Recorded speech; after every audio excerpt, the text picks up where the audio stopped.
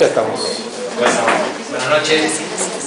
Bienvenidos a todos a esta charla diálogo con Hortensia Campanella. Como ustedes saben, nosotros este año estamos desarrollando, ya vamos prácticamente podría decir por la mitad, lo que hemos dado a llamar el año Onetti. Este año, hace poco, el 30 de mayo, se cumplieron 20 años de la muerte de Juan Carlos Onetti. Y nosotros festejamos la vigencia de su obra, que por supuesto seguirá por mucho tiempo más. La otra vez estábamos viendo un reportaje donde él decía que quién va a leer a Onetti, quién se va a acordar de Onetti 20 años después.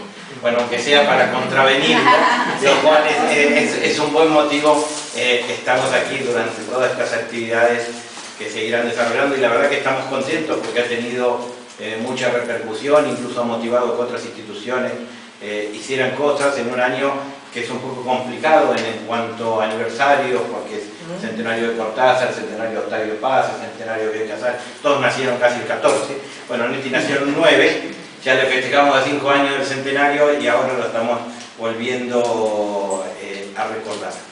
Quería agradecerle especialmente, para nosotros es un honor que esté Hortensia Campanella aquí. Todos conocen su amplia trayectoria, por supuesto conoce más que profundamente la obra de Onetti, ha dirigido sus obras completas, también es biógrafo de Mario Benedetti, tiene una tarea muy importante como gestora cultural, pero tiene un elemento que para nosotros es muy importante. Como ustedes se dan cuenta, nos acusan de fetichismo, porque nosotros pretendemos conservar la memoria personal de los autores. Nosotros creemos que los escritores han hecho mejor el mundo y mejor nuestra vida, ¿no es cierto? Entonces creo que esto es una cosa para agradecer, y creo que es importante recordarlos también como personas. Y Hortensia fue una de las personas más cercanas a Onetti durante prácticamente los últimos 20 años de su vida. Con lo cual ese testimonio de primera mano para nosotros es realmente maravilloso, porque los conocimientos académicos son siempre importantes, pero siempre se pueden lograr. La experiencia que ha tenido ella es intransferible, por eso para nosotros es un honor que quiera compartirla hoy con nosotros. Acá, nada más para dar testimonio, hemos puesto uno de los posibles testimonios presidiendo la cosa, y la verdad, la realidad es esto, que la idea es que sea una charla informal, un diálogo. Nosotros, además de la literatura, Hortensia y Onetti compartían algo que no es banal, que los dos eran uruguayos, son uruguayos. Entonces, bueno, le hemos dado el título de Onetti y Uruguay, pero como una excusa para poner ese denominador común, que sobre todo en caso de ellos dos, que estaban a tantos kilómetros de su país en ese momento, era una cosa todavía más importante que lo que puede ser. Así que nada más, muchas gracias. Muchas gracias.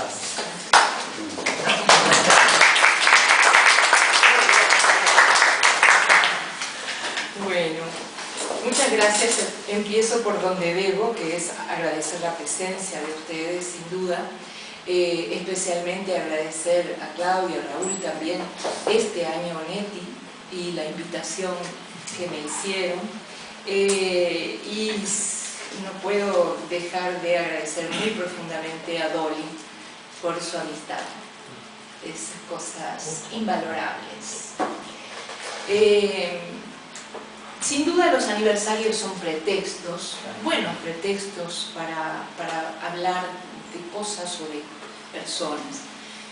Pero sin duda no necesitamos pretextos para hablar de Onetti.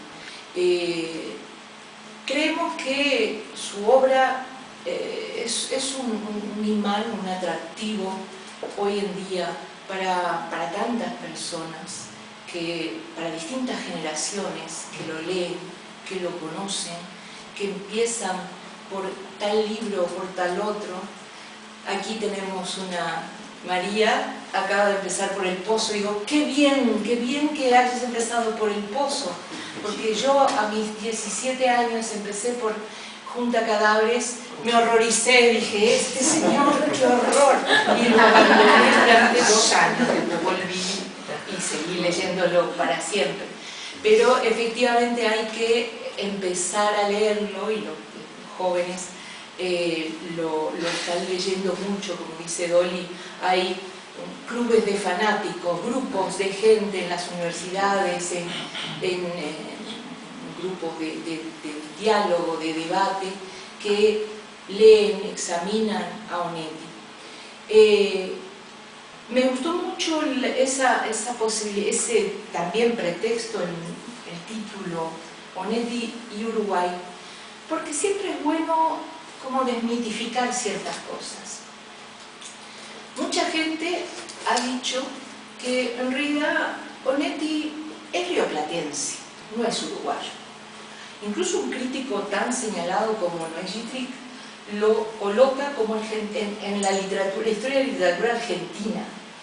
Y tuvimos un cierto intercambio, yo decía, es uruguayo, no es que es rioplatense, por esa atmósfera evidentemente que compartimos, no diría argentinos, sino porteños y uruguayos, ¿verdad? Hay otra gente que dice, en realidad no importa dónde nació, es un clásico. Y ahí yo estoy de acuerdo, efectivamente. Su obra ya es clásica, ya está más allá de la pequeñez del lugar donde nació o cuánto tiempo estuvo, porque sí estuvo viviendo en Argentina, fue muy fructífera aquella época, pero si es por cantidad de años sería español, porque 20 años vivió aquí, más que en Buenos Aires. Entonces, creo que ese tipo de cosas importan menos que esta noción, diríamos, de clásico, de autor que está más allá de modas, más allá de éxitos editoriales. Efectivamente, en el año del centenario fue un buen gancho para que hubiera muchas ediciones de la obra de Onetti. Eso fue muy importante porque hubo momentos en que se habían perdido libros. Durante muchos años, por ejemplo, ni más ni menos, que La vida breve no había tenido, ni, ¿te acuerdas, Dori? La vida breve, el libro en el cual se crea Santa María, no era editado por las grandes editoriales, que buscaban, no voy a ser tan descortés de pensar que era por cuestión de tamaño, pero buscaban novelas más pequeñas. Recuerdo que se publicaron en varias ocasiones El astillero, El pozo, etc. Pero en La vida breve no. Ocurría la cosa más absurda que tanto en Buenos Aires como en Montevideo solo había primeras ediciones de La vida breve. La edición esa de tapas verdes, primeras ediciones, caras, por supuesto, porque Onetti ya es un clásico, pero no se podía leer más que en fotocopia La vida breve. Entonces, evidentemente que eso ha ido variando, por suerte, en los últimos años. Y creo que esa idea de clásico es algo que tenemos, los que estamos aquí sin duda lo tenemos muy metido. Yo recuerdo una cita de Carlos García Agual, que decía: lo que consagra como clásicos algunos textos y autores es la lectura reiterada, fervorosa y permanente de los mismos a lo largo de tiempos y generaciones. Hoy en día no podemos decir eso de Onetti. Hay lectura reiterada, permanente y fervorosa de su obra. Quiero traer aquí una cita de un escritor valioso por sí mismo, pero además generoso en sus admiraciones, como es Mario Vargas Llosa, que escribió un libro sobre Onetti hace pocos años. Y en ese libro, ya es la ficción, dice: ¿acaso en ningún otro autor moderno la ficción aparezca con tanta fuerza y originalidad como en las novelas y los cuentos de Juan Carlos Onetti? Una obra que, sin exagerar demasiado, podríamos decir está casi íntegramente concebida para mostrar la sutil y frondosa manera como, junto a la vida verdadera, los seres humanos hemos venido construyendo una vida paralela de palabras e imágenes, tan mentirosas como persuasivas, donde ir a refugiarnos para escapar de los desastres y limitaciones que a nuestra libertad y a nuestros sueños opone la vida tal cual es. Efectivamente lo que quería Onetti, que era crear una vida, y lo consiguió, un mundo que viniera a, diríamos, a rescatarnos de la realidad, de lo que sufrimos, de lo que sabemos, porque, claro, él tenía diríamos, una lucidez que en realidad la podríamos tener todos. Él decía, ¿qué mayor condena que nacer para morir? Todos sabemos eso, sabemos. Lo que pasa es que como que lo tratamos de olvidar, ¿verdad? Tratamos de superarlo de muchas maneras. Él también, a través del arte, a través del amor, que son dos mundos en los cuales todos nosotros tratamos de superar esa condena y los males de la vida, ¿no? Pero creo que es interesante cómo un creador importante que nunca se comparó con Onetti, al contrario, cuando se acuerdan la famosa anécdota cuando ganó el premio Rómulo Gallegos contra una novela, contra El Astillero, contra la novela de Onetti. ¿Fue contra El Astillero? Contra Cadáveres. En el discurso de aceptación dice, quien merece este premio es Onetti, no yo. O sea, es importante tener en cuenta eso. En este camino estábamos hablando de la definición de clásico. Pero volviendo a Onetti uruguayo, Onetti sin duda es un ser urbano, de ciudad, ¿no? Amaba la ciudad y las cosas que podía tener, el bajo, tantas cosas de ciudades, pero muy ubicada en la cultura de Uruguay. No olvidemos que él hizo periodismo de dos tipos. El periodismo cultural fue muy importante, fue secretario de redacción de Marcha, la famosa revista uruguaya con alcance internacional, pero hizo también periodismo, diríamos, todoterreno, en un periódico, un diario que se llamaba Acción en aquel momento, y en ese periodismo todoterreno indagaba en asesinatos, en secuestros, en la búsqueda. Hay un famoso serie de reportajes en la búsqueda de un tesoro, que fue muy famoso, unas mujeres, las Masilotti, que buscaban un tesoro en un cementerio. Se lo cuento a mi hijo, así que lo miro, te das cuenta, en un cementerio, el cementerio central, lo buscaban, pero digamos, año tras año, y nunca lo encontraron. Y él hizo una cobertura, un reportaje muy en profundidad, haciendo entrevistas a ellas, a las hermanas Masilotti, con lo cual, insisto, en una relación muy estrecha que se puede ver en los reportajes o en los artículos de Marcha, y también en un intercambio epistolar que es muy reciente, que se ha conocido hace muy poco, las cartas a Pairó, a un crítico argentino, que fueron descubiertas en una universidad por un crítico uruguayo, Hugo Verani, hace 2 o 3 años. Y en esas cartas, que eran del joven Onetti, de hecho se llaman Cartas a un joven escritor, ahí habla de eso, ¿verdad? ¿Te acuerdas? Que él reconoce que tiene como, que le interesa mucho su entorno cultural, pero de un modo muy crítico. Él en realidad fue un poco el padre de lo que se llamó después la generación crítica, la generación de 45, a la que pertenece Rodríguez Monegal, Benedetti, De Avilariño, etc. Se la llamó la generación crítica por su actitud ante el mundo literario que lo rodeaba. Bueno, el papá fue Onetti. Algunos lo confunden, dicen que forma parte de la generación de 45. No, Onetti es previo, fue un maestro, lo miraban el gran maestro, y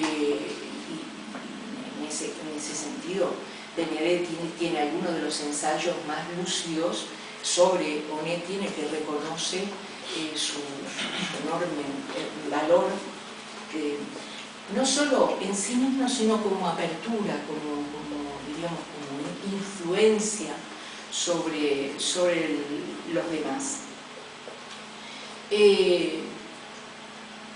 Pero, por supuesto, no solo le interesaba su entorno, lo que lo rodeaba, porque es otra cosa que me gustaría desmitificar.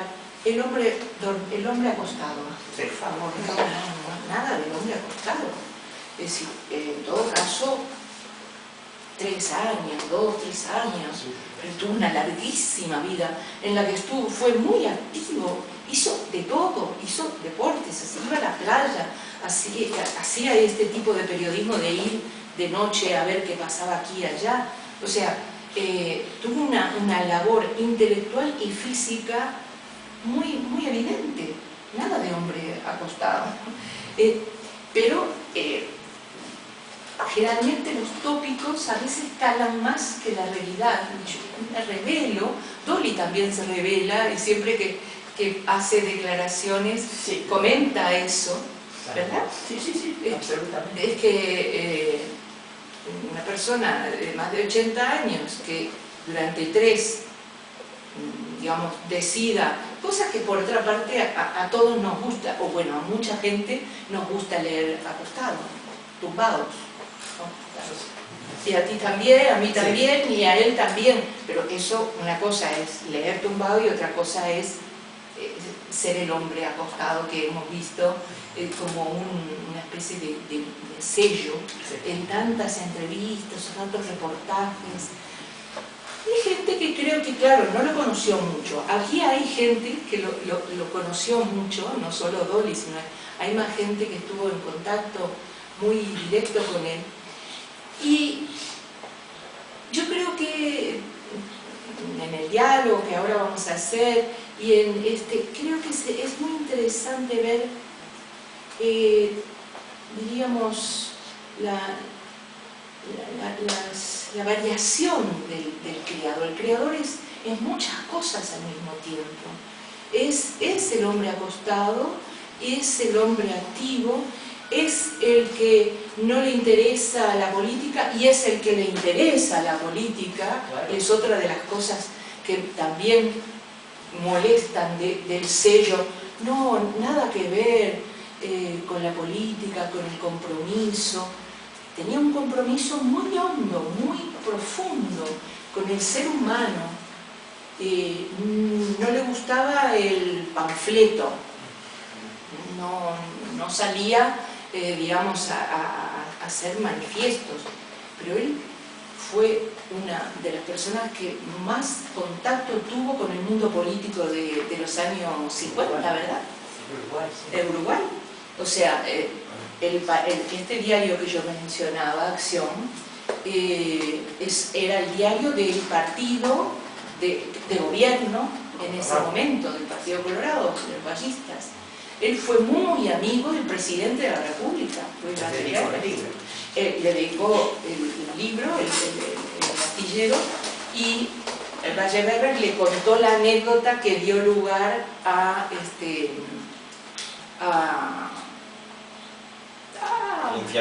infierno Tantemino.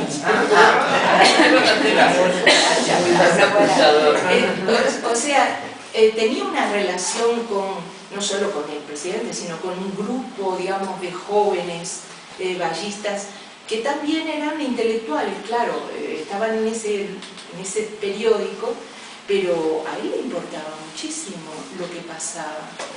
Tal vez no de un modo partidista, pero sí humano. Él siempre, me acuerdo de decir, yo estoy con los débiles. Y en los últimos tiempos, sí, creo que no voy a ofender a nadie recordando una cosa que él decía, yo cuando la guerra estuve con los judíos que eran masacrados, asesinados, terriblemente perseguidos. Y ahora estoy con los palestinos, porque en este enfrentamiento los débiles son los palestinos. Me lo dijo digamos, espontáneamente, no es que yo lo... Entonces, esa visión, diríamos, del ser humano, del hombre interesado, preocupado, incluso angustiado por el mundo político, se ve no solo en anécdotas de este estilo que son biográficas, sino también en su obra. Si nosotros miramos, por ejemplo, para esta noche, la Guerra Civil Española, y aún antes, en Tierra de Nadie hay una mención a unos anarquistas que están hablando de la Guerra Civil Española. Esos anarquistas que le contaron la historia que aparece para esta noche. Para él, como para muchos uruguayos, la Guerra Civil Española los marcó muy profundamente, los hizo sufrir mucho y fueron muy solidarios en lo que pudieron, y de alguna manera por el tamaño del país fueron más solidarios que otros países, porque claro, siendo tan chiquititos, vino gente a luchar, se mandó dinero, se hicieron campañas muy grandes. Bueno, él estaba ahí y él lo puso en su obra, ¿no? Te cuento que se presentó, él quería venir a España. Sí, y no lo dejaron. Fue con un amigo, y el amigo quería el viajecito nada más. Y no lo tomaron, pero el amigo fue y fue uno primero, lo esperaban en el puerto. Y lo mataron. Varios de los voluntarios uruguayos no volvieron. Otros sí, y han contado la historia, ¿no? Pero a lo que iba es un poco a contradecir esas historias oficiales, que por otra parte él también muchas veces le gustaba jugar un poco. Eso es otra de las cosas que resulta llamativo, como a él que siempre se lo ve como hosco, como distante, como antipático. No se sabe que en realidad era juguetón, con gran sentido del humor, generoso. Entonces esas contradicciones me parece interesante sacarlas aquí, porque así charlamos. Ahora yo termino y seguimos hablando, ¿no? Porque tal vez justamente él abonó un poco esa historia del hombre que no estaba de acuerdo con la famosa palabra compromiso político. Yo la utilizo en el sentido real, de compromiso, de estar atento y de estar interesado. Tal vez no en el sentido de los años 60 de compromiso, aun cuando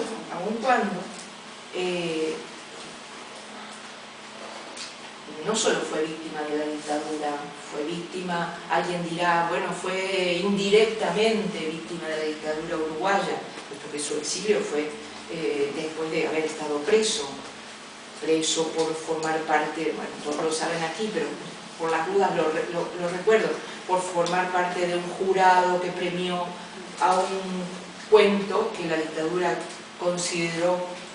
En realidad ellos dijeron que era pornográfico, pero en realidad lo consideró subversivo. Nada pornográfico, sí, había algunas palabras, pero nada más.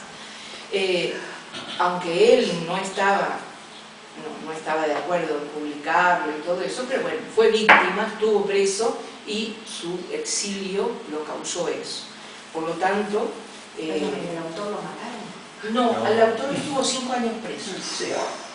¿Quién era? Marra, Nelson Marra. Él estuvo, después de estar preso, se exilió primero en Suecia, luego estuvo aquí, vivió unos cuantos años aquí y aquí murió. Relativamente joven, con 65 años. Pobre Luis, se lo hicieron comer, literalmente. Sí. Papeles y era un hombre que estaba en tratamiento psiquiátrico antes. Sí, yo lo conocí, era profesor de literatura, éramos colegas, y me acuerdo que salíamos juntos de un lugar de de estudios donde éramos profesores, no sé, sentaba al lado mío, hoy me voy a suicidar. Lo decía como en serio. Por suerte no pasaba, ¿no? Bueno, pero eso señala un poco sus problemas. Incluso fue suicida hacer ese cuento. Total. Ya en plena dictadura, hacer un cuento sobre el asesinato de un torturador, Verdi con Asa, ¿no? ¿Cómo es? Es así. Evidentemente que era difícil que pasara desapercibido. Lo ideal habría sido que no fuera publicado. Y lo premiaron. Lo premiaron. Oye, bueno, Era un buen escritor. Lo que ocurre es que hubo un periodo, lo premiaron en un determinado año, vino el verano, no se publicó, pero al final llegó un momento en que tenían espacio libre. Y a pesar de que Juan había dicho que lo lea el director antes, porque él se dio cuenta del peligro, nadie lo leyó. Ahí, que vaya el cuento ganador, nadie lo leyó. Y fue preso el director de marcha, un señor muy mayor, Carlos Quijano. Después la cerraron la marcha y él se tuvo que exiliar en México. Hasta el linotipista, pobre. Fueron varios presos absurdamente.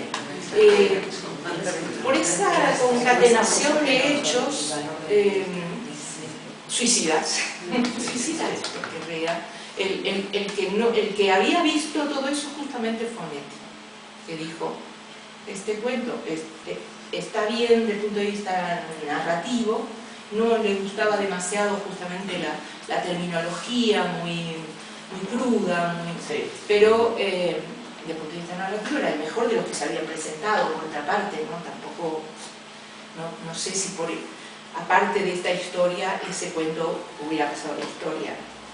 No creo, no era demasiado bueno, pero en ese concurso no se presentó nadie mejor. Vamos a hacer. Pero lo que pasó ahí que había él mandó dos cuentos, ¿sabías, no? Y el otro era un cuento muy bueno, pero Juan decía, es demasiada influencia de Cortázar. Yo decía, dale el premio a este, porque está bien, pero él siempre decía, no, el mejor, siempre. Se da cuenta, ¿no? Siempre honesto. La asesora, no me di cuenta, sí, también. Dolly leía, en los cuentos sobre todo, leía lo mismo que leía Onetti. Había un diálogo ahí muy interesante, por verdad. Cantidad. Hay que contarnos ese tipo de cosas, porque Onetti era el que decidía, en definitiva no le hizo caso a su asesora, pero pero fue justicia poética. Sí. ¿En qué año fue? En el 74. O sea, el premio fue en el 73, finales, cuando recién había sido... El golpe en Uruguay fue en junio del 73. Entonces, pero fue un golpe alargado en el tiempo. Primero se cerró el Parlamento, después, un tiempo después, se clausuraron los sindicatos, después, un poco después, se clausuró la universidad. Fue como disfrazado, ¿no? Los uruguayos tenemos esa cosa de gris así, ¿no? Que no se vayan a dar cuenta de que esto es un golpe de Estado. Es que lo hizo el presidente, el que dio el golpe con los militares, fue un civil presidente y o sea que también estaban tratando de disimular.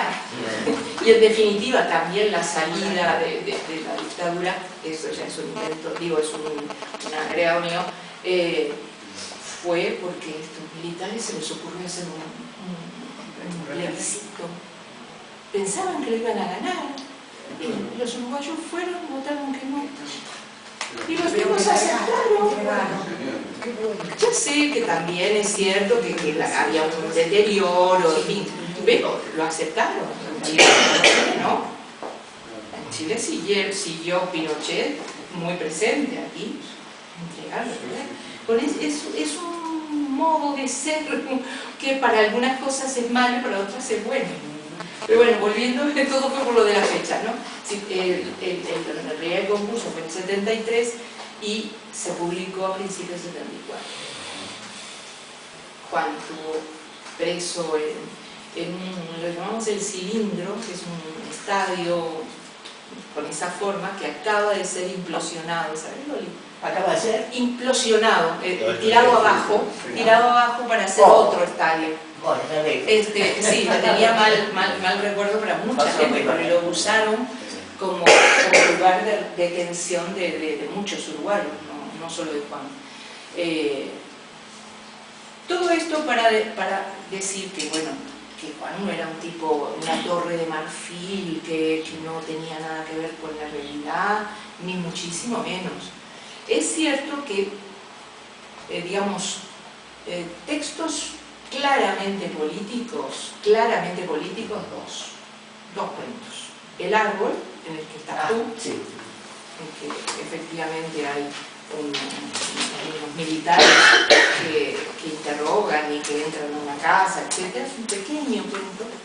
Y otro que es muy interesante, que se llama Presencia, que es sobre la dictadura, en realidad, claramente, pero un cuento yo se lo recomiendo realmente, muy fino, porque es a partir de un pequeño recuadrito de país que decía: se ofrece investigador privado, detective privado, y la historia de un uruguayo que salió de la cárcel y, como muchas veces pasó en Uruguay, en Argentina, terminaba su condena, salía y en la puerta lo agarraban fuerzas policiales, en este caso de la Marina, lo secuestraban y no se sabía qué pasaba con ellos. Esa fue la historia.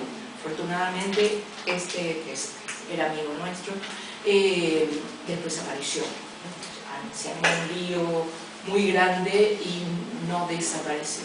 Pero en ese momento la historia que Onetti tenía esos dos elementos.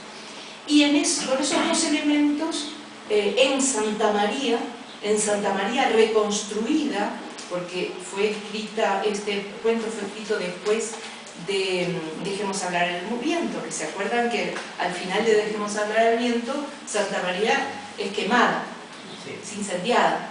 Bueno, en este cuento Santa María ha sido reconstruida y hay una dictadura. Y la amada del protagonista desaparece y él contrata a un detective para que la busque. Y ese detective le va contando historias amorosas, que en realidad tiene un amante y por eso no la encuentra, y en realidad es una desaparecida. Quien no vea ahí la historia del Uruguay de ese momento, es imposible no verla, ¿no? Posible no verlo para una persona que sea uruguaya. Ya, pero bueno, es una dictadura y es una desaparición. Todos los que de alguna manera conocemos la historia de esa época, años 70, 80, sabíamos que había desaparecidos, había dictaduras en el cono sur, por lo menos, de América, ¿no? Pero es cierto que en las otras novelas, tanto Cuando entonces o Cuando ya no importe, que son las siguientes, las alusiones son, diríamos, se habla de un dictador, no son directas. Lo que hay es una atmósfera opresiva que alude al totalitarismo, a las dictaduras, que es una manera, es la manera del gran creador de hacer eso, ¿verdad? Es la manera, por eso decía que es interesante cuando hablamos de alguien que ya es un clásico, que es un gran creador, no le podemos ver la chiquita, porque él no va a caer en la chiquita, en el detalle así obvio, porque el gran creador no dice obviedades. Pero bueno, en ese sentido creo que estamos todos de acuerdo, por eso estamos aquí, ¿no? Hablando de Onetti. A mí me parece interesante, como último apunte de este Onetti Uruguay, el ver algunas características de Santa María. Como todos saben, Santa María es iba a decir una ciudad, en realidad es un pueblo grande, del cual hay hasta un mapita que hizo Jorge, hijo, ¿no? Que es una plaza, está la iglesia, está esto, está aquello. Es un pueblo en realidad. Es un pueblo que tiene características muy rioplatenses, pero que además a lo largo de las obras de Onetti va cambiando, porque cuando ya no importe, se llama Monte. El lugar donde se llama Monte, si no es Montevideo, seguramente. Pero como es un gran creador, en realidad Santa María no es una copia de aquí o una copia de allá. En realidad él decía que era un poco producto de una nostalgia. Cuando él estaba en Buenos Aires sentía nostalgia de Montevideo. Cuando estaba en Montevideo sentía nostalgia de Buenos Aires. Le gustaba Rosario. Cuando estaba en Madrid, por supuesto, sentía nostalgia de aquel mundo, y por más que Dolly le armó un Montevideo chiquito en su habitación en la Avenida de América, creo que él sentía que le faltaba lo principal, que era la gente. Muchos venían, saludaban, pero le faltaba los amigos, en fin, un ambiente que él volcaba en su obra. Entonces, yo creo que estas cosas, como habrán visto, esto es una charla bien desordenada, pero que nos puede dar como para ahora seguir hablando de los que lo conocieron y de los que lo leyeron, porque en definitiva, yo estoy de acuerdo contigo, a mí me interesa muchísimo la persona escritora, la persona intelectual. Me gusta, es una maníaca. Cuando veo este museo maravilloso, digo, y esa pipa, usaba esa pipa, y esa máquina ahora de Gastón Baquero, la máquina de escribir, me interesa. Pero en realidad no es necesario, por supuesto, lo que importa es lo que deja la obra, el libro, ¿no? Y por otra parte, hubo una época cuando yo llegué aquí en el año 76,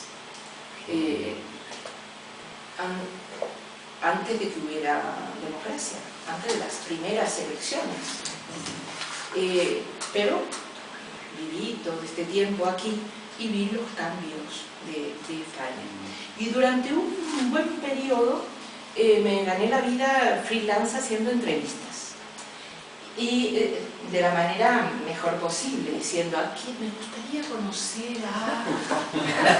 Y entonces me lo preparaba bien, veía la entrevista, casi siempre, era una época muy abierta, muy en erudición, finales de 70, 80, la gente decía que sí, así conocía a José Bergamín, a Rafael Alberti, a Luis Rosales, a Abuelo Gallego, a Benet, que decía que era tan antipatio, en entrevistas.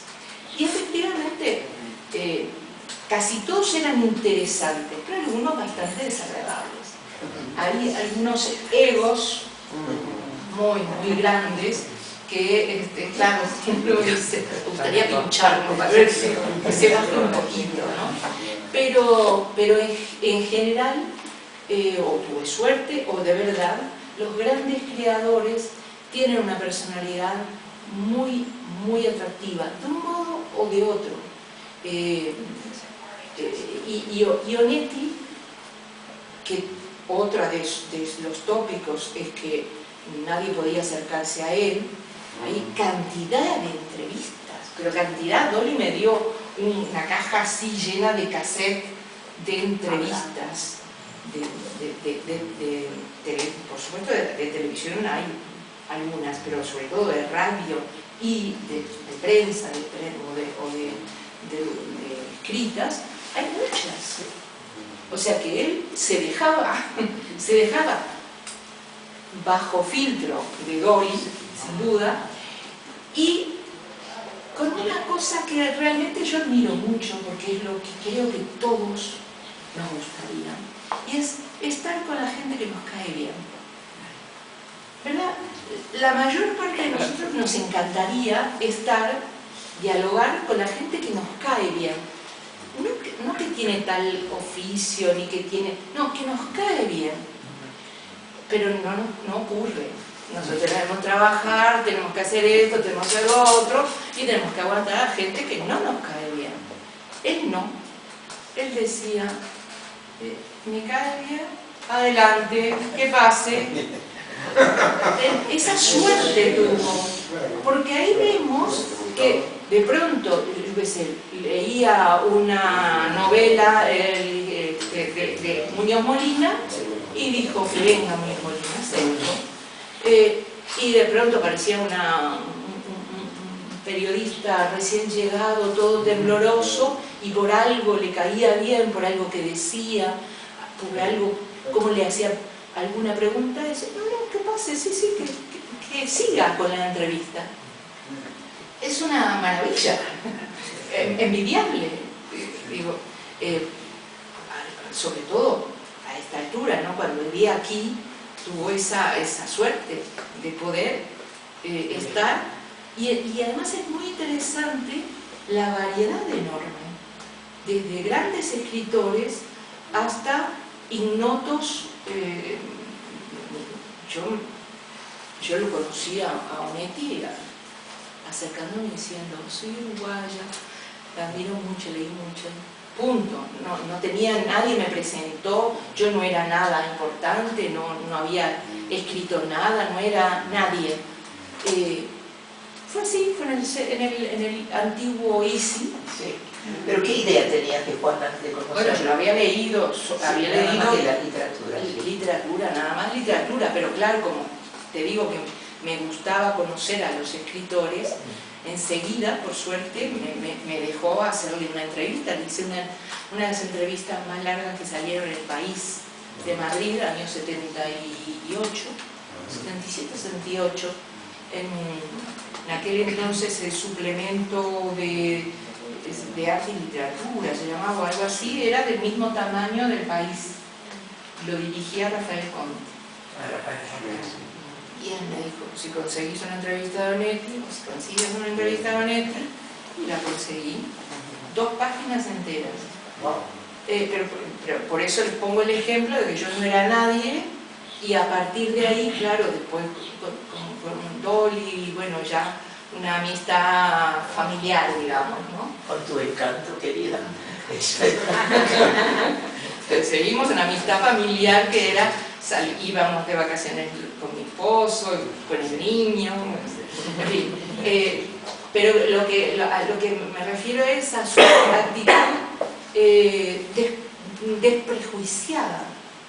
Tenía que ver con eso que ahora se llama química o feeling o lo que sea. Cual no tiene nada, no importa para nada, digamos, prejuicios. Este es un conocido periodista, a él no le importaba absolutamente nada, eso sí, ese es un tópico real, que él jamás buscaba promoverse, para nada, al contrario, era tremendamente despreocupado de eso. Y los que de alguna manera estábamos cerca, que nos parecía justo que fuera conocido, reconocido, etc., luchábamos y bueno, con poca suerte en realidad.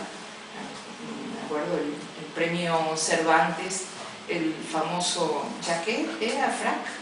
Bueno, una de las dos cosas era. Nos equivocamos. Por eso, las dificultades para que aceptara ponérselo, para sacarlo de la casa, para llevarlo a Alcalá de Henares. Me acuerdo, se encontró contigo y ya el whisky, necesitaba el whisky, ¿te acordás? Sí. Pero lo hizo. Y lo hizo, y su discurso fue un discurso realmente trascendente, de eso, de mejores discursos de Cervantes. Me contaron una anécdota del rey, el otro día, no sé si lo conocí, que Juana estaba después hablando con el rey y de repente saca un cigarrillo y le dice al rey, ¿tiene fuego? Y el rey dijo, no. Entonces le dio la espalda y se fue a buscar fuego. No sé quién me lo contó eso. del prejuicio, efectivamente, que de pronto, por ejemplo, recuerdo el ministro de Cultura de aquel entonces, a Juan no le cayó especialmente bien, pero el rey le pareció simpático, bien, agradable, o sea que pero no era porque fuera el rey, porque era simpático y agradable. El otro también era importante, digamos, porque era ministro y Claro. nada, también ninguna importancia. Creo que ese tipo de cosas también se notan en la obra,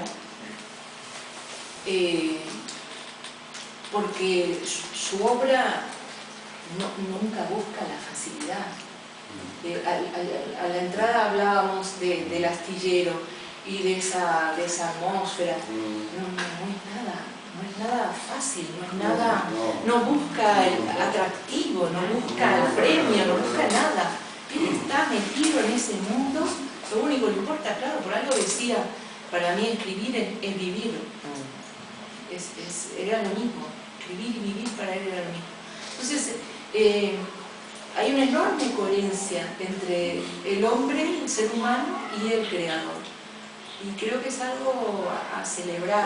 Pero él, perdón, yo creo que se tuvo que concentrar muchísimo para escribir El astillero, porque hay una serie de capítulos en los cuales vuelven hasta poco a poco, van desmontando el astillero y los planos, las copias azules, y todo eso es una persona que está muy metida ahí en ese ambiente. O sea, eso de repente va tomando una geometría, o sea, es un edificio que se va creando desde el interés que va poniendo él en cómo va destruyendo, van robando, van haciendo y todo va desapareciendo. Entonces debería estar muy metido. Claro. Por ejemplo, hay otro escritor que justamente ajeno a él, que es Bulgakov, el ruso. Sí. Cuando Bulgakov escribe, por ejemplo, La Guardia Blanca, él también construye un ambiente y ves el edificio y ves la ciudad y ves la calle y todo eso, ¿no? Pero en Onetti es completamente diferente, es un estilo completamente propio. Sin duda. Pero muy concentrado, muy metido en la obra. Él posiblemente no atendiera a que lo que le estaban diciendo los que convivían con él. Porque él estaría metido en la obra. Yo no sé, porque el astillero lo escribió cuando estaba en Reuters. No, fue después. Sí, creo que estaba en idea, ¿no? ¿En qué? No. Yo creo que estaba, él trabajó en la agencia Reuters, no sé cómo se dice, en Buenos Aires, y lo escribió en ese momento. Pero yo creo que hay una cosa interesante que él decía, que él tenía como inspiraciones de imágenes, y él recordaba una anécdota de Faulkner en que se había inspirado vio una niña subirse a una pared con las braguitas sucias, Faulkner, ¿no? Y eso lo llevó a escribir toda una novela. Y él se inspiraba por imágenes, como por digamos, recuerdos o cosas que había visto. Él había visitado un astillero en Rosario que tenía algunas cosas que aparecen después desde el cartel famoso ese de que no, como es prohibido el uso de armas. Había varias de las cosas que luego aparecen están sacadas de la realidad, pero él luego con esas imágenes creaba esta atmósfera opresiva, pero al mismo tiempo, como dice usted, tan exacta. Es tan exacta. Sí. Y esa decadencia él la sentía, ¿no? En el Río de la Plata. Bueno, él siempre se rebeló contra un crítico norteamericano, no me acuerdo cómo se llamaba, que dijo: esto es el anuncio de la decadencia de Uruguay. Y él decía que no era así. Pero somos libres pensar que Pues sí. también todo el Río de la Plata, ¿no? Toda la Sí, época. por suerte los lectores tenemos la libertad de acuerdo a nuestra sensibilidad, de no estar de acuerdo con el autor. El autor dirá que no, pero nosotros decimos esa decadencia, ese deterioro, es lo que vivíamos en aquella época. Tal vez un poquito con demasiada anticipación, porque en los años 50, en fin, todavía no había tanto deterioro, ¿verdad? O sea, era demasiado mirar a distancia, pero Tampoco el astillero es solo deterioro de decadencia. claro, sí, hay muchas cosas. Es que justamente es una de las novelas más completas, más Y tú hablaste de Bennett, ¿no? Que Bennett creó región. sí. ¿Has pensado en algún tipo de comparación?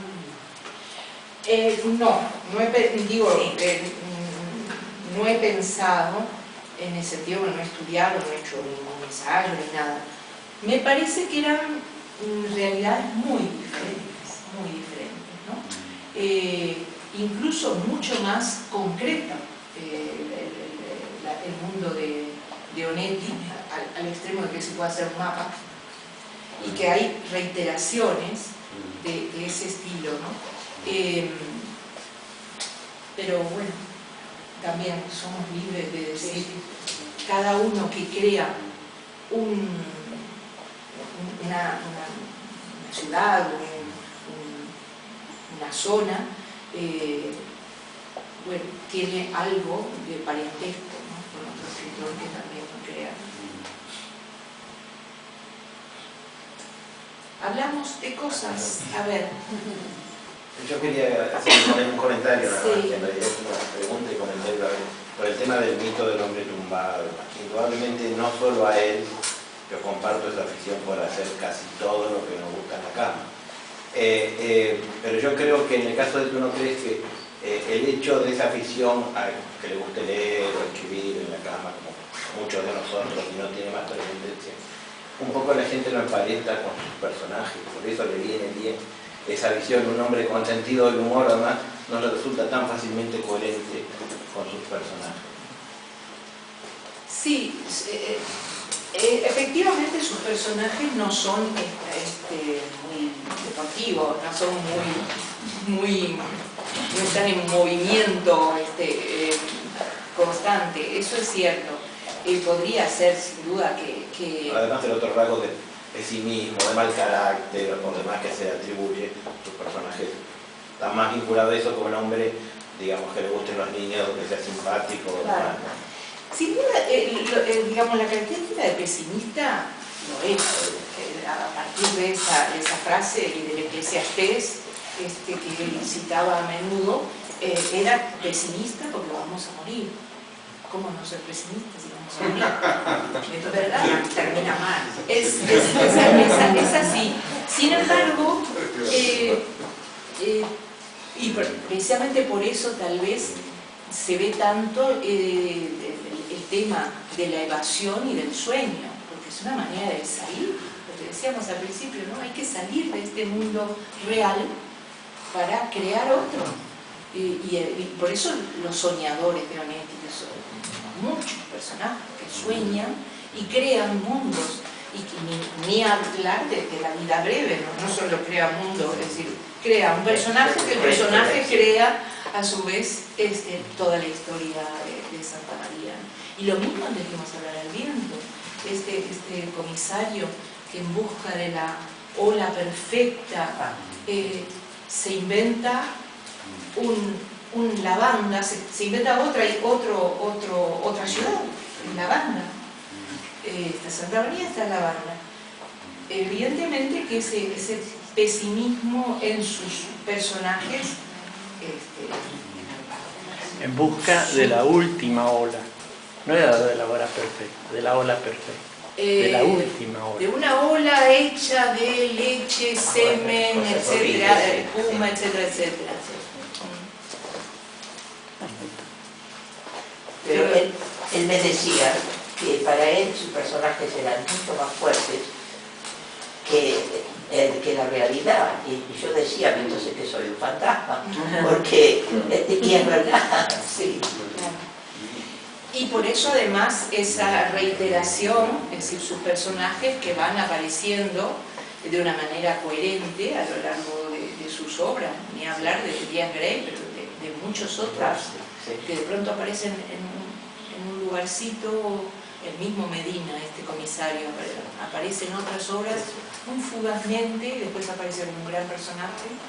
Es decir, para él lo tenía en su cabeza claramente. Larsen está en La vida breve, al final. Larsen, claro, eso. Empieza, sí. Aparece de una manera constante, ¿no? Y muere y resucita. Ese es de un modo, alguien dirá, pero lleno de gusanos. De gusanos que le salen por la nariz. Pero él está jugando de esa manera. Está jugando. ¿Por qué? Porque él se sentía muy bien, se sentía Dios. Igual que Brauser se sentía el creador, el demiurgo, se sentía Dios. Y Dios hace lo que quiere. Bueno, es que yo creo que la creación no la hizo Dios, la hicieron unos ángeles que están en el infierno. Por eso hay toda esa variedad tan inmensa. O sea, Dios no se dedica a crear. Dios tiene sus subordinados que tienen un alma inmortal y por lo tanto están en el infierno, no como el ser humano que no va para el infierno. Entonces ahí está la diferencia. Quería hacer, bueno, con respecto a eso que decías, me gustaría que me hicieras tu opinión. Cortázar escribe una carta cuando él le da, dejemos hablar al viento, en el cual dice algo así, no exactamente, pero la idea es esta, qué maravilla, otra vez el mismo y un nuevo libro, ¿no? Como que, digamos, la obra de Onetti es como un solo libro, una sola historia. ¿Tú estás de acuerdo con esto? Sí, sin duda. Para mí, por ejemplo, en El Pozo está toda la obra. En El Pozo, en el primer librito chiquitito, juvenil, están todos los temas.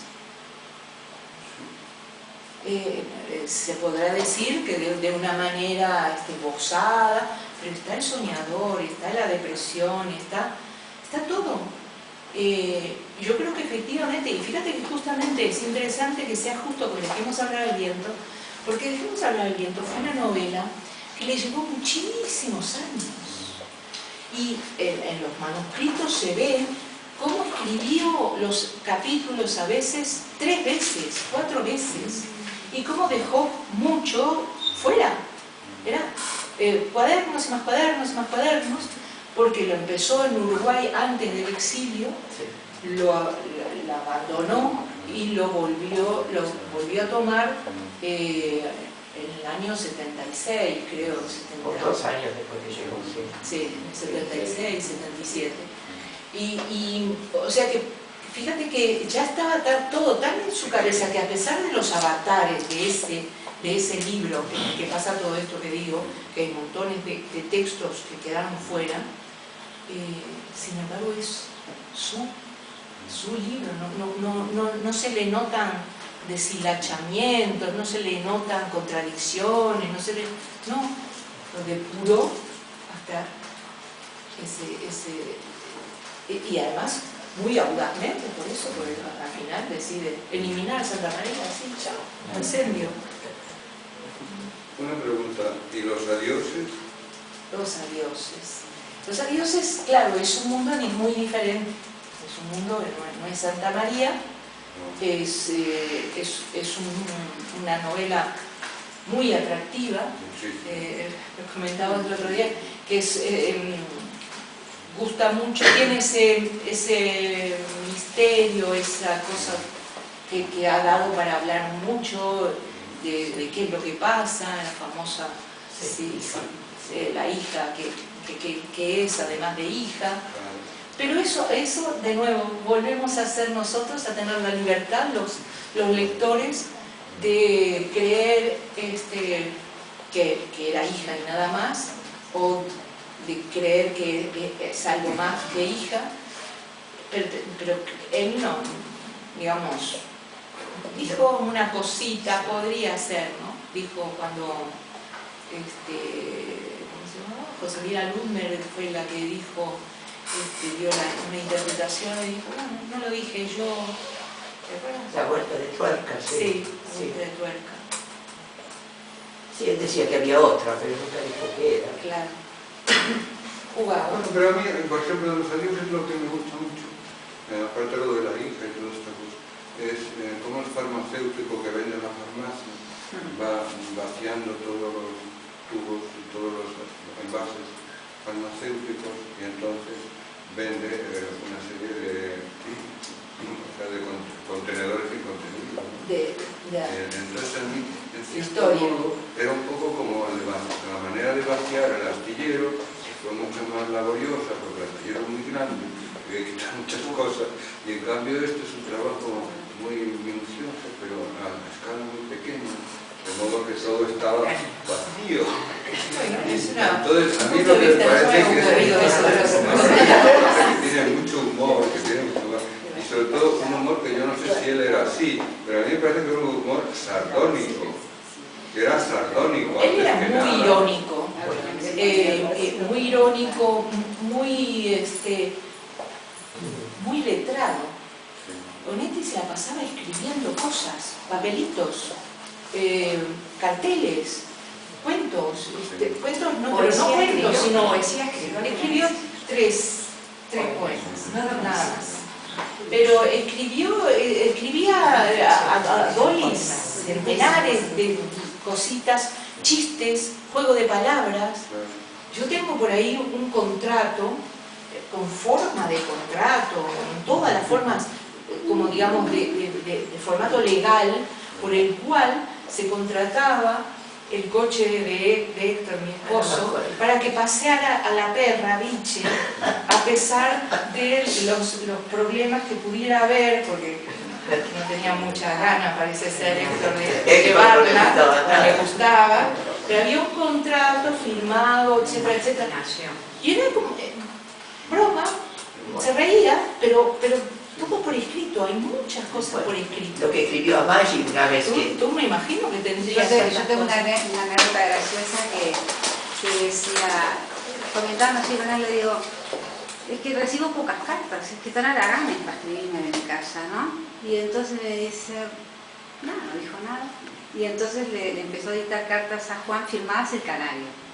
Y las mandaba por correo y todo, y sabía que era él. Y digo, Dolly. Pero era esa parte muy humorística de Juan, ¿no? Muy humorística. Me decía, Susana, y me llamaba, y yo era así, bajás abajo a las cumbres y le decís que suban paella para dos. Y yo le preguntaba, ¿para vos y para mí? Me sorprendía porque no le gustaba yo la paella. Me decía, no, para vos y para la bicha. Para la perra. Sí, pero digamos se tomaba tiempo, porque esas cosas, otra vez era también una carta por la cual te permitía a ti viajar a Londres con no sé quién. Cantidad eran, por eso digo, muy letrado en el sentido que él constantemente dejaba por escrito sus ideas, sus bromas, sus cosas, más allá de obra, ¿no? Lo que me llama mucho la atención también de Onetti es, pues recuerdo, Liliana me parece que lo cuenta, una anécdota a propósito, Liliana Díaz Mindoni, a propósito del cuento que escribió de Onetti a las 6, que le premiaron y que Onetti la llamó y ella no se lo creyó, fue una cosa como muy graciosa. Yo soy testigo. Él también escribe. Yo soy testigo, sí. Sí, porque él lo que decía un poco Hortensia, si de repente tocaba el timbre, preguntaban por Onetti y decía, bueno, que pase. Se producía el encuentro. Y con esto igual, le estaba leyendo los cuentos que iban a ser premiados. De repente le venía una remesa de 30 cuentos, ¿no? Y había que leerlos. Sí, de repente le gustaba uno y decía, llámela. Ah, bueno, entonces ahí ponía larga distancia, pipí, averiguando. Sí, pero se llamó a las 6 en punto, además. Y ella dijo que no. Tenía un sentido ese del humor muy desarrollado y muy permanente y muy constante. Tú lo podrás decir De todo. Todo el tiempo, claro. Y después una anécdota, capaz que es un poquito pesada, pero una cosa muy graciosa es que se leía El País de cabo a rabo, ¿no? Yo no conozco a nadie que se lea El País de cabo a rabo, porque ahí empezaba el periódico y eso leía todo, ¿no? Y entonces los personajes que iban saliendo que no les gustaban, los quemaban con el cigarrillo. Pasaba la página, claro, como vos querías leer del otro lado, no, pero ya lo había leído, pero después volvía y lo quemaba, pero cuando se desechaba y decía, bueno, a ver si está en el periódico. Además de letrado era lector, él leía de todo, era omnívoro leyendo, es decir, leía policíacas. Yo además he visto esas policíacas que le comprabas al kilo, sí. En algunas cosas, leí hilo, sí, y me acuerdo de haberlo visto, él siempre se los últimos 3 o 4 años, sobre su codo derecho, fumando, tenía ahí el vaso, el cigarrillo, tenía el libro, y abajo había puesto una papelera, iba leyendo, sacaba la hoja a la papelera, sacaba la hoja a la papelera. Como crítica literaria. ¿Algún paralelo con Lebrero? Y yo no conocía a Lebrero, no lo conocí para nada. Para personalmente, sí, encuentran gente que conoce las dos obras y la persona también le encuentra ciertos.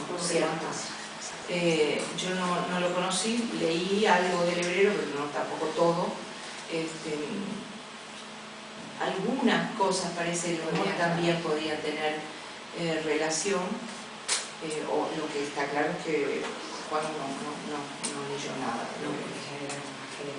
Sí, podría haber coincidido, pero no sé. Quiero también felicitarte por el enfoque que has dado sobre Onetti, persona-personaje. Mi lectura viene de lo mío, que es el teatro. Entonces yo a él lo veo y me gusta que tú de alguna manera me estás dando ese perfil que siempre que siento de él. Profundamente orgánico, como decimos de un actor. ¿Por qué te gusta tanto cuando este actor interpreta Ray Lear, digamos? Porque te hace creer, no sé qué método utilizó, pero te hace creer que él es Ray Lear. Entonces, yo siento que Juan, a través de lo que tú me cuentas, porque no lo conocí, hemos sido coetáneos, contemporáneos en los exilios, en las épocas de Argentina, Uruguay, Chile, aquí todos. Y entonces, lo que me parece fantástico para desmitificar también lo que se dice, los tópicos, ¿no? El hombre en la cama, tiene todo el derecho de estar en la cama o de escribir patas para arriba y de colgarse del techo si le da la gana para escribir y dejar lo que nos ha dejado. Entonces, me parece tan coherente lo que él escribe, los detalles que tú cuentas, con lo que yo he imaginado de él al leer, que confieso, lo leí hace mucho tiempo y ahora voy a volver a leerlo, porque no se puede todo. Y entonces me ha gustado mucho el enfoque que has dado vos en esa... Muchas gracias. Yo en realidad, bueno, lo habíamos medio hablado de que no fuera una conferencia. No, y la parte como humana. hay gente que conoce bien su obra, que lo conoció y está Dolly, etcétera, yo no voy a acercar cátedra de nada. Al contrario, por eso me gusta que haya ahora, yo qué sé, preguntas, comentarios, a mí me parece tal cosa, lo que dice Liliana, lo que dice no sé quién. Genial. Porque me parece que es una manera como muy viva de tenerlo a él, ¿no? No es, fíjense, esto debe haber sido años 79, 80 puede ser, antes de Gerardo, sin duda. Y él estaba sobre ese codo y lo tenía aplanado y rosado, le poníamos cremas y eso, pero podía ser de todos sobre ese. Si yo me pongo sobre este codo un rato, se me duerme. Él podía comer, podía escribir, podía leer sobre ese codo, lo hacía. Como el pensador, Además ese entorno, dice el tema de la cama, tiene un sentido simbólico importante, ¿no? Es como su reino, su sitio, donde él administraba todo lo que le interesaba, quería y demás. Con qué escribir, libros, del otro lado tenía la Biblia, tenía algunos libros importantes para él. Parece que tiene también Cadbury. Tiene chocolate, tiene jamón, tiene cigarrillo. Cuando Muñoz Molina saca un artículo en El País hace tiempo, que yo recuerdo, si lo digo mal, corregime. Yo creo que él reivindica eso de Juan, en ningún momento lo pone como el postrado, sino que él está en su reino, creo yo. Claro, Muñoz Molina... no lo tengo fresco en este momento, pero lo leí. Lo vio una sola vez. Sí, lo dice ahí. Efectivamente, lo vio una sola vez. Sí. Por supuesto que lo que le había impresionado era la obra, ¿no? Pero claro. Esa sola vez tuvieron una conversación de gran feeling, de gran comprensión mutua. Y en ese sentido Juan escribió sobre el jinete polaco. Después, porque también a veces uno se olvida que Onetti escribió muchísimos artículos, uno durante varios años, uno por mes. Vivíamos de eso. Efectivamente, para EFE, que se distribuía por toda América, y en España se publicaba en distintos lugares de distintas comunidades, y en esos artículos son muy interesantes porque complementan esas imágenes. Son reflexiones de, se llaman, o confesiones de. Y entonces, de un lector, de un dubitativo, de un político, de un, no sé, de todo. Entonces, todos los temas están ahí. Es muy interesante y no se ha leído. No se ha leído, y es una pena. Sí. Las obras completas están en el tercer tomo, pero también salieron aparte en un tomo solo antes. En las obras completas, paso mi anuncio, lo siento, modestia aparte, lo que tiene es que hemos completado, valga la redundancia, la parte de Uruguay todo. También. Claro, hay cosas que no aparecían o que en las ediciones quedaron afuera por esto o aquello. Ahí están todos los artículos. Y esto concretamente me parece muy interesante para tener un panorama mucho más amplio de los intereses de este escritor. Los intereses iban, como decía Susana, él leía todo y por lo tanto sabía que hablaba de lo que decía Felipe González o de lo que decía Reagan o de lo que pasaba en tal lugar, con toda naturalidad, porque él estaba al día, a pesar de estar metido ahí, estaba al día, por supuesto, de Uruguay, de Argentina, todo lo que le llegaba, él lo leía y lo comentaba con que tenía alrededor. Porque quería agregar una cosita. Muy interesante, muy interesado en todo, ¿sí? De lo que tú decías, porque claro, leía muchas novelas policiales, pero él estaba muy al día de los escritores. Yo me acuerdo una vez que comentando así le mandaban las novelas, distintos amigos y tal, a ver qué te parece este muchacho. Y me acuerdo que él hizo un comentario y siempre me acordé que él decía, ahora hay 3 muy buenos españoles, de los jóvenes, de la nueva camada. Llamazares, que era Llamazares, Luis Landero y Antonio Muñoz Molina. Y claro, y recién estaban, como quien dice, despuntando, ¿no? Sí, Llamazares lo recuerda con mucho aprecio porque realmente estaba ahí apuntando y resulta que Onetti lo había leído y había hecho un comentario elogioso. Tú sabes que ahí quedó cortado cuando nos llevamos la foto, pero poniéndolo con una lupa, ahí bajo la mesa está el jinete polaco. Acá no se ve, lo siguiente ahí está el jinete polaco. Pues entonces le podemos poner la fecha. La fecha. Claro. Con Muñoz Molina, una vez estuvieron en la casa de él y le pregunté, ¿le gustaría tener nombre? Y él dijo, no, ya lo tengo. ¿Te acuerdas la anécdota? Dice, lo que era para él el Nobel, que tenía encuadrado sí, el comentario de Juan sobre su libro, sí. Tan agradecido, sí. Sí, evidentemente que un escritor, porque además, como era un tipo que no buscaba para nada el beneplácito de nadie, él era enormemente sincero. Esta es una porquería, esto me gusta. Era libre. Absolutamente libre.